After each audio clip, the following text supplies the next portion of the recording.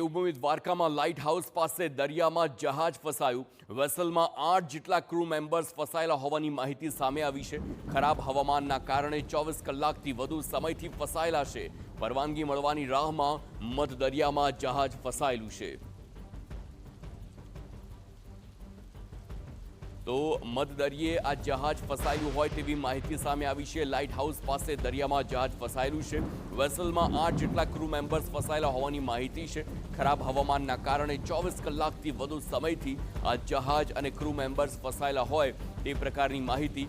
પરવાનગી મળવાની રાહમાં મધદરિયામાં જ આ જહાજ ફસાયેલું હોય તે પ્રકારની હાલ વિગતો સામે આવી રહી છે।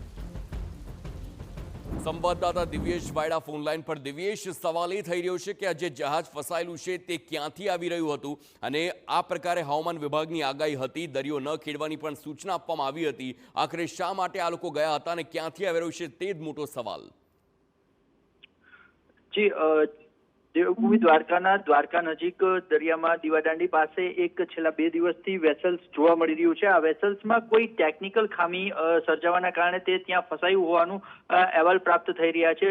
જે દરિયો ન ખેડવાની જે સૂચના હોય છે તે માત્ર માછીમારો માટે હોય છે, પરંતુ જે આંતરરાષ્ટ્રીય મેરીટાઈમ બોર્ડર લાઇન હોય છે ત્યાંથી આ જે જહાજો હોય છે તે પરિવહન કરતા હોય છે। કોઈ કારણે તેના ટેકનિકલ ખામી સર્જાવાના કારણે જે જહાજ બંધ થયું છે તેના કારણે તે દરિયાના મોજાની સાથે કિનારા ઉપર નજીક આવ્યું હોય તેવું હાલ પ્રાથમિક દ્રષ્ટિએ જાણવા મળ્યું છે। તેમાં લગભગ 8 જેટલા ક્રૂ મેમ્બર સવાર છે જે યમન તરફ જઈ રહ્યું હોવાનું પ્રાથમિક અહેવાલ પ્રાપ્ત થઈ રહ્યા છે। જો જરૂર પડે, જો આ ટેકનિકલ ખામી દૂર ન થાય તો તેને 8 લોકોને રેસ્ક્યુ કરવાની તૈયારી પણ હાલ સુરક્ષા એજન્સી દ્વારા કરવામાં આવી રહી છે।